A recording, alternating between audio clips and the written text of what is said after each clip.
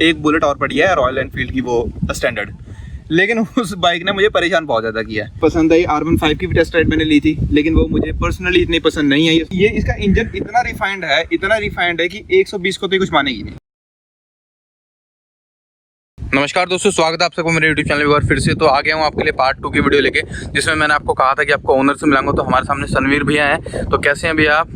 बढ़िया भाई, बढ़िया। Hello to all. तो व्यूअर्स, आज हम भैया से जानेंगे कि उन्होंने ये बाइक क्यों परचेज की, क्योंकि काफ़ी रेयर बाइक है और काफ़ी अनरेटेड बाइक भी इसको मानते हैं। बट बहुत ही परफॉर्मेंस वाइज और प्राइस वाइज गाड़ी बहुत ही इकोनॉमिकल और बहुत सही है। तो भैया से ही जानेंगे इस बाइक के बारे में पूरा डिटेल में, क्योंकि भैया इसके ओनर, तो भैया ही बताएंगे इस बाइक के बारे में पूरा, उन्होंने परचेज क्यों की, क्या उनको माइलेज निकाल के दे रही की इनको पड़ी थी, और इसके अलावा और कोई बाइक ये सर्च कर रहे थे कि नहीं। तो भैया सबसे पहले मैं आपसे जानना चाहूँगा कि ये बाइक चूज़ करने के पीछे का रीज़न क्या था, क्योंकि काफ़ी कम लोग इसको परचेज करते हैं और रोड पर भी आपको काफ़ी कम दिखती है ये। हाँ जी, पहले ये मैंने लिया था गुड़गांव का नंबर, आपको दिख ही रहा होगा, ये गुड़गांव का नंबर है HR26। इसकी सबसे पहले तो मुझे इसकी जो लुक्स है बहुत ज़्यादा इंप्रेसिव लगी हैं, थोड़ी एग्रेसिव भी लगती हैं, और मतलब काफ़ी इंप्रेसिव है इसकी लुक्स जो मुझे लगी है बढ़िया।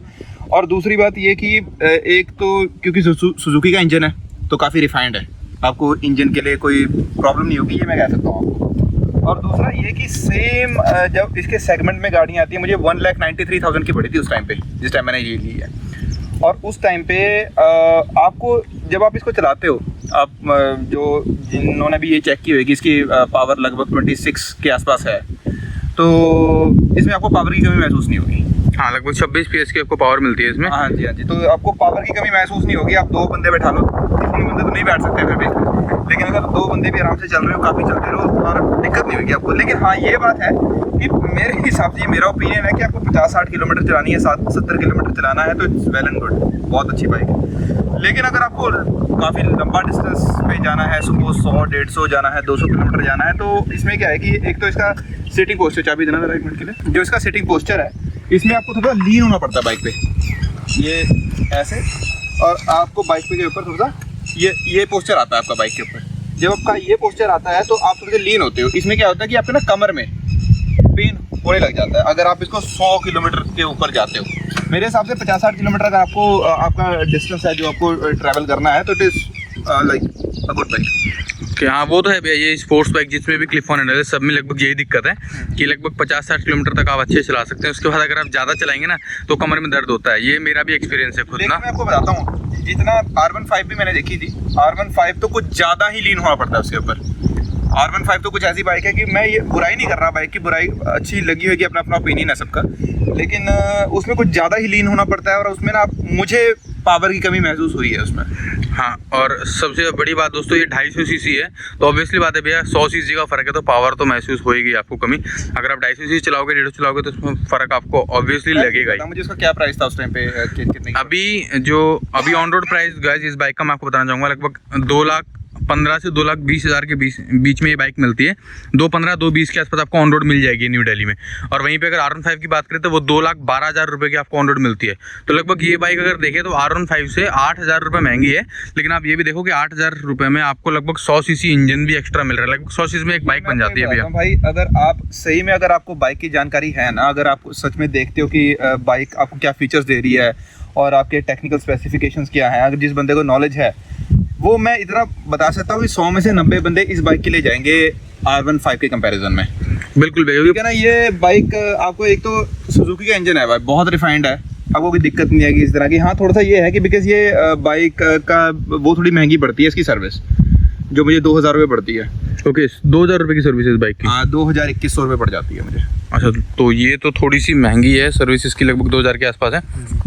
तो मतलब 2,000 में क्या करते हैं भैया वो? देखो, तो इसका इंजन ऑयल होता है, वो जो मोटूल वाला एक इंजन ऑयल आता है, मोटूल वाला आता है, वो इंजन इसका डलवाता हूँ, वो 1.2 डलता है इसके अंदर। हाँ, 1 लीटर 200 ml। ओके, ठीक है ना, ये डलता है। उसके बाद इसके चेंज होते हैं फिल्टर्स। ओके, कितने फिल्टर है इसमें? इसमें एक ही फिल्टर है उसका, ऑयल फिल्टर। ऑयल फिल्टर, ठीक है। ऑयल फिल्टर चेंज हो गया। उसके बाद इसके चैन वगैरह के ऊपर सब कुछ वो स्प्रे वगैरह करते हैं, सब कुछ इसको उसको सही रखने के लिए, ताकि चैन वगैरह बढ़िया ढंग से रहे।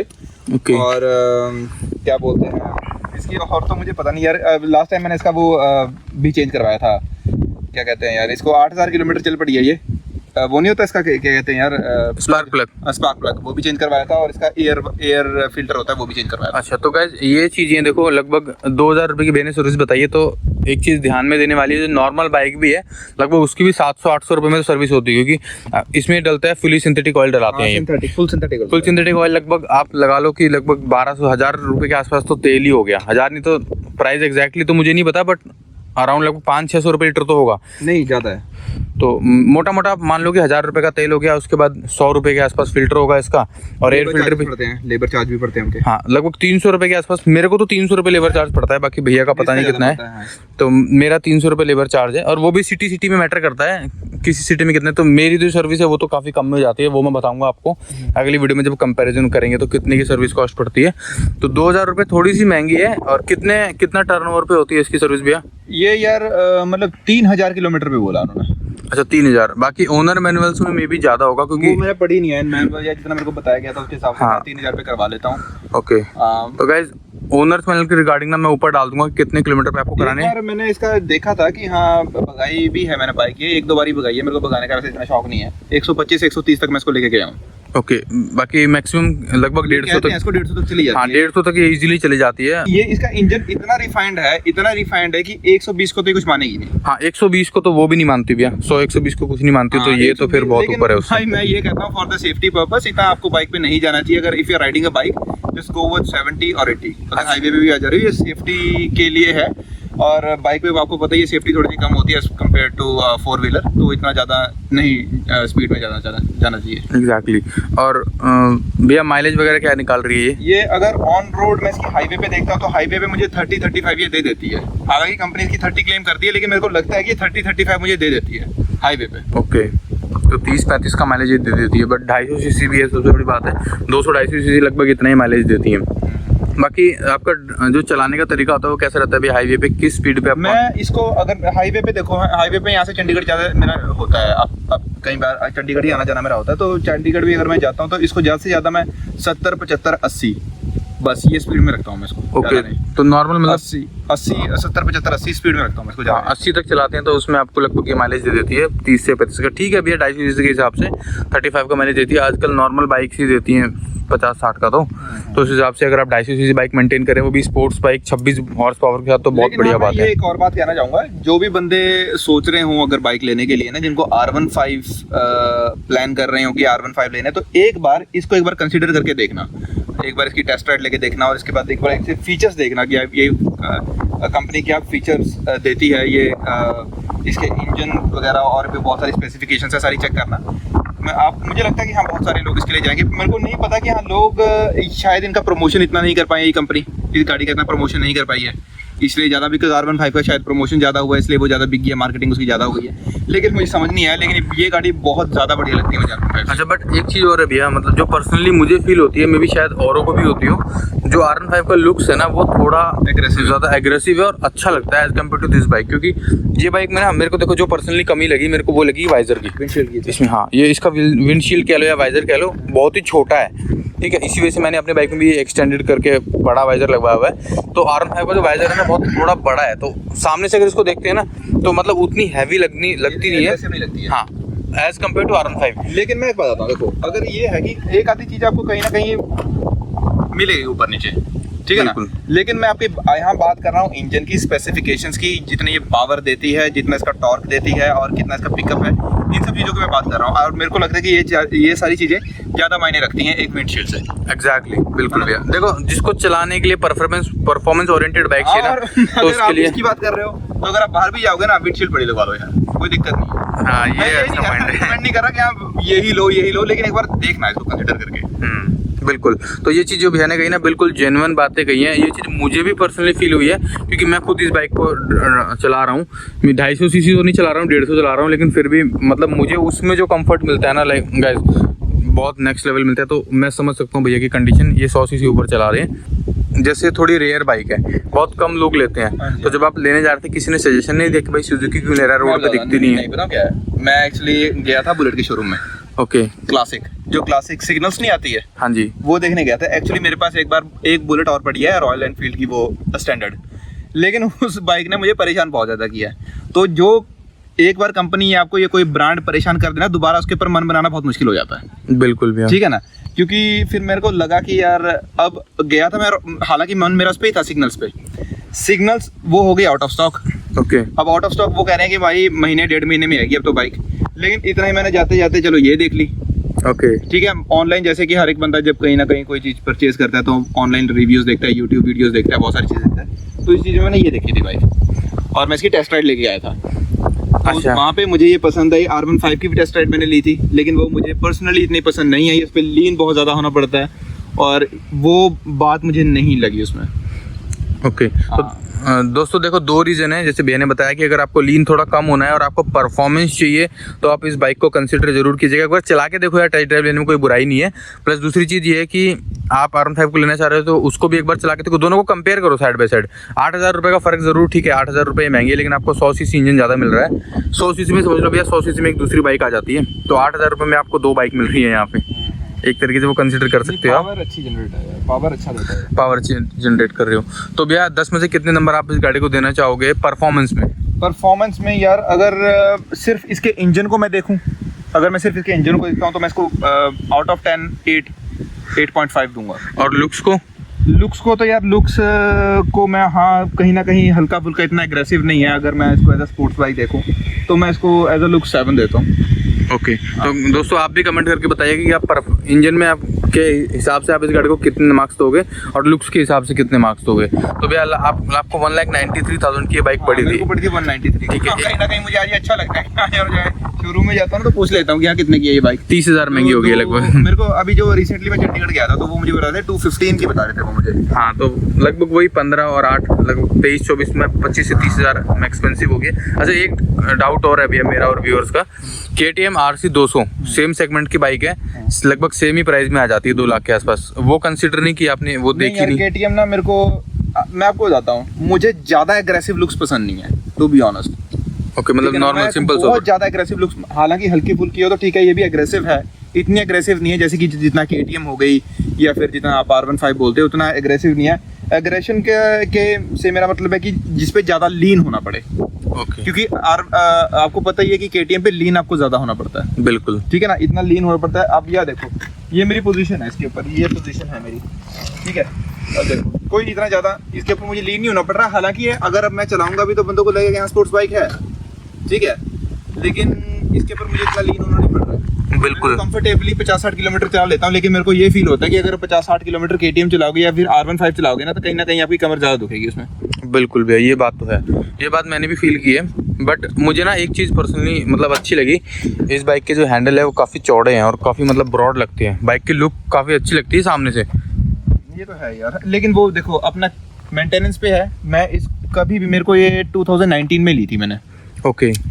मैंने आज तक बाहर के बंदे उसको टच भी करने नहीं दिया। ओके। जो भी सर्विस होगी सुजुकी वाले ही करेंगे। हाँ, बट ये ना भैया देखो, नॉर्मल है आप 2,000 की करा रहे हो एजेंसी में, बाहर भी कराओगे तो 1500-1600 रुपये की तो होएगी। बाहर यार मैं ना ट्रस्ट नहीं करता बाहर के में। हाँ, वही है, मतलब 200-300 रुपये बचाने अगर के आप लिए। 400-500 रुपये, अभी यार ये 2 लाख की बाइक है, 2 लाख मैंने इसके ऊपर खर्च किए हैं, तो 400-500 बचाने के पीछे मैं बाहर जाऊंगा तो वो भी मेरे हिसाब से सही नहीं है। सही नहीं है बिल्कुल भैया, ऑब्वियसली। इसलिए मैंने भी कभी मतलब मैं भी उसमें ही कराता हूँ, क्या बोलते हैं, एजेंसी में ही सर्विस कराता हूँ, मेरे को भी सस्ती पड़ती एजेंसी में है। ही जाओ यार, हमेशा एजेंसी में ही जाओ। इन केस अगर आपको कोई फॉल्ट भी निकल जाता है ना तो दे आर रिस्पॉन्सिबल। हाँ, क्योंकि वो जेन्युइन पार्ट डालते हैं, ऑब्वियसली बात है। ओह माय गॉड, भाई बना लेने दो वीडियो यार। तो ये बीच में कुछ हमारे शिकारी आते हुए, तो और कुछ भी आप पॉजिटिव या नेगेटिव इस बाइक के बारे में बताना चाहोगे? लगभग सब कुछ तो आपने बता दिया, लेकिन फिर भी कुछ जो आपको लगता हो कि आपको बताना चाहिए। हाँ, इसमें एक तो इसका हॉर्न, जो हॉर्न है ना, मैं इसको हॉर्न बजा के दिखाता हूँ इसका। बहुत ही हल्का है, हल्का हॉर्न है, ठीक है ना। हालांकि अगर आप पल्सर वगैरह में जाते हो ना तो उसका हॉर्न आपको काफी हैवी मिलेगा। हाँ, उसमें भी एक्चुअली 2 हॉर्न आते हैं, इसमें ना सिंगल ही मिलता है। लोगों को, कई लोगों को ये पसंद नहीं है, मुझे भी नहीं है। जो ज्यादा वो होते हैं ना, क्या बोलते हैं कि कॉलेज स्टूडेंट्स हो गए, हाँ। या फिर वो थोड़ा सा दूसरे तरह की चीज़ें प्रेफर करते हैं, लेकिन मुझे ये अच्छा लगता है। मुझे भी थोड़ा सा ना ये मतलब हल्का सा लाउड अगर होता तो ज़्यादा थोड़ा सा ये सिंपल है ना। ये थोड़ा सिंपल लगता है, स्कूटी टाइप हॉर्न लगता है, लेकिन मुझे सही लगता है यार। मुझे ये थोड़ा स्कूटी टाइप लगता है। और हाँ, जैसी चीज़ आती है कंपनी से मैं उसको वैसी रखनी पसंद करता हूँ, फालतू की मॉडिफिकेशन पर करानी पसंद नहीं करता। अभी भी देखो कि मैंने सिर्फ इसके ऊपर बताऊँ, ये सीट कवर डलवाया बस। और ये सीट कवर बहुत अच्छे लग रहे हैं। ये सीट कवर ही डलवाया मैंने, इसके ऊपर कुछ नहीं करवाया। वो भी मैं एजेंसी गया हुआ तो उन्होंने बोला सर पड़े हुए हैं वहाँ डाल दो यार, कई बार कुछ वो हो जाता। अच्छा, ये कितने के पड़े भी आपको? ये यार मुझे ना वो बोल रहे थे कि सर पता नहीं इनकी वैल्यू बता रहे थे, वो 1200-1300 की, ये 550 आपको पड़ जाएंगे। तो वहाँ ठीक है डाल दो यार। यार अच्छे हैं भैया, 550 में तो सीट कवर दोनों। हाँ 550 में मंगे थे यार। तो और तो सब बढ़िया यार, और इसका सब बहुत अच्छी है, मतलब अगर आप चलाओगे भी तो कोई दिक्कत नहीं आएगी आपको। हाँ जब आप इसको स्टार्ट करते हो देखो इसमें एक हल्की सी आवाज़ आती है, उसके बाद ही आपको स्टार्ट करनी होती है। अब देखना ठीक है। अब कभी मैं देखना दोबारा, इसके एक हल्की सी आवाज़ आएगी जब मैंने ऑन कर दिया इसको। अब देखना मतलब घूम करके कुछ आवाज आती है। हाँ वो इसका अंदर का मोटर एडजस्टमेंट कुछ होती है, उसके बाद ही आपको स्टार्ट करनी है बाइक। क्योंकि इनिशियली ना मैं क्या करता था, चाबी घुमाता था, कर करता था, तो वो बाइक गाँव ऐसे करके स्टार्ट होती थी, मतलब एकदम से स्टार्ट नहीं होती थी बाइक, के झटके मारती थी थोड़े झट। तो मैं चला गया इसको लेके एजेंसी में, कि मैंने बोला कि भैया ऐसे करके, भैया इसके अंदर मोटर लगी होती है, उसको पहले वो एडजस्ट होती है। ओके ठीक है, एडजस्ट होएगी तो उसके बाद ही आपको इसको स्टार्ट करना है, ऐसे स्टार्ट नहीं करना है बाइक को। ओके दोस्तों, तो देख लो एक नया फीचर आपको पता लगा, मुझे भी पता लगा, मुझे भी नहीं पता था इस चीज़ के बारे में कि जब आप चाबी लगाते तो वो मोटर 2-3 सेकंड का वेट देना। हाँ 2-3 सेकंड को वेट देना, उसके बाद ही सेल्फ मारना है। हम क्या करते हैं यूजुअली बाइक की चाबी लगे सेल्फ मारा और चलती है, तो वो चीज़ नहीं करनी है। तो ये था पूरा इस बाइक का ओवरव्यू। दोस्तों अगर आपके पास भी ये बाइक है और अगर आप लेने का सोच रहे हैं तो आप कमेंट करके बताइएगा आपको बाइक कैसी लगी। तो दोस्तों एक जानकारी और देना चाहूँगा मैं आपको कि आप डिस्क्रिप्शन बॉक्स में चेक कर लीजिएगा, काफ़ी सारे प्रोडक्ट्स आपको वहाँ पे लिस्ट किए हुए हैं मैंने। आप अपनी गाड़ी के लिए परचेज़ कर सकते हैं, बाइक के लिए भी परचेज़ कर सकते हैं, और आप अपना ओपिनियन कमेंट के थ्रू शेयर कर सकते हैं। तो इस वीडियो में तो दोस्तों बस इतना ही, फिर मिलते हैं किसी नई वीडियो में, तब तक के लिए जय हिंद, वंदे मातरम, भारत माता की जय।